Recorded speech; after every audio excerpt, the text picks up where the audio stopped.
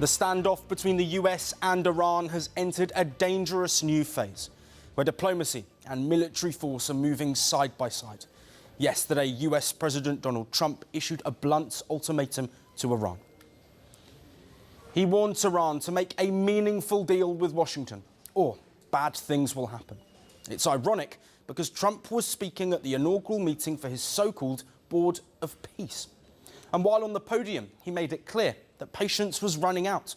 He also set a deadline for Iran to reach that nuclear deal. It went into Iran and it totally decimated the nuclear potential. There was a black cloud hanging over the Middle East, and if that wasn't done, that cloud would have been there. And countries like Saudi Arabia, countries like Qatar, countries like nobody could have signed. You would have had that threat. Nobody could have had. You couldn't have had peace in the Middle East. So now we may have to take it a step further, or we may not. Maybe we're going to make a deal. You're going to be finding out over the next probably 10 days. And his words carry weight because they are backed by visible military movements. The US has deployed dozens of warships and fighter jets near Iranian waters.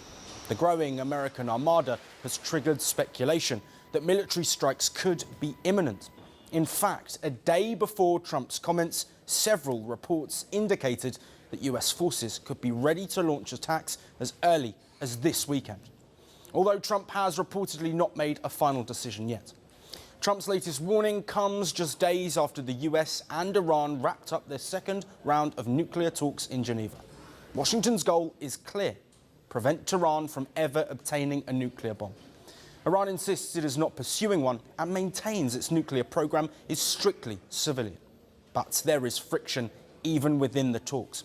America's ally Israel has now entered the rhetorical battlefield as well, with Prime Minister Benjamin Netanyahu adding fuel to the fire. We are operating in close coordination with our great ally, the United States. I made clear to my friend President Trump the principles that, in Israel's view, should guide any negotiations with Iran. We are prepared for any scenario. And one thing is certain: if the Ayatollahs make the mistake and attack us, they will experience a response they cannot even imagine. Tehran, meanwhile, has responded with its own threats. Iran's ambassador to the United Nations warned in a letter to UN Secretary-General Antonio Guterres that US bases and assets would become legitimate targets if America attacks. President Masoud Pezeshkian has insisted that Iran does not want a war, but also signalled that it will not simply give in to foreign pressure.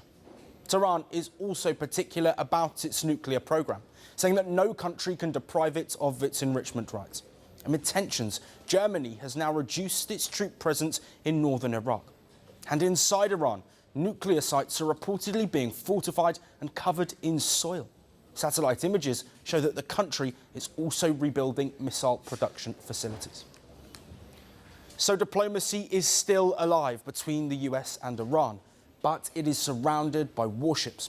The next 10 days may decide whether this crisis ends at the negotiating table or explodes far beyond it.